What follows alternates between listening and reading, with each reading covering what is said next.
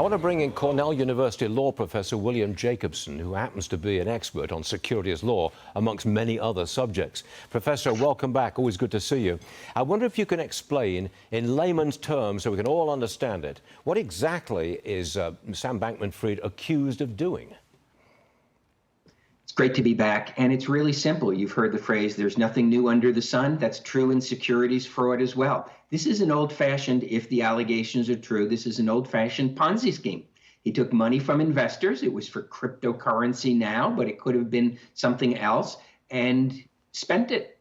Spent it on personal items, spent it on another company that he had, spent it on political donations. And when the bill came due and the investors wanted to withdraw their money, the money wasn't there. It's just allegedly an old-fashioned Ponzi scheme. You see, from the outside, when you don't know much about securities fraud, you tend to think it must be some complex maneuvering in the crypto world, which we don't understand anyway. But you're saying it's not. It's just plain and simple fraud. You took money that didn't belong to you and you spent it. It's as simple as that. That's really what it gets down to. Of course, there's cryptocurrency involved in the cryptocurrency markets and the impact that it had and how liquid or illiquid those were. But when you get down to it, he's charged with fraud. He's charged with wire fraud. He's not charged with anything super sophisticated that Bernie Madoff or any other Ponzi scheme operator hasn't been charged with in the past. Okay. Now, you wear many hats at Cornell, including very much a free speech advocate.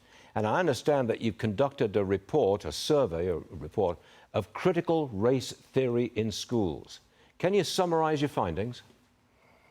Sure. We have a website, criticalrace.org, and we have a catalog of over 700 colleges and universities, including all 155 medical schools.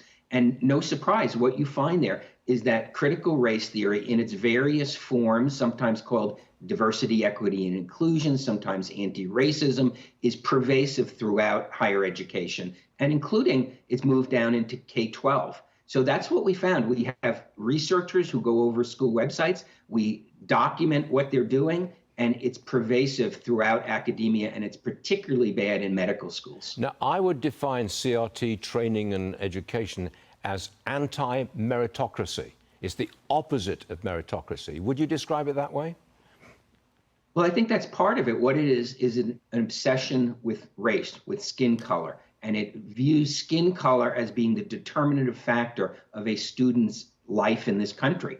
And we are, of course, oppose that, and we think that's not right, but that's what it is. Everything revolves around race, to the detriment of meritocracy, to the detriment of other personal individual factors. We want people to be treated as individuals, not merely as group members. But that's not what's happening in academia.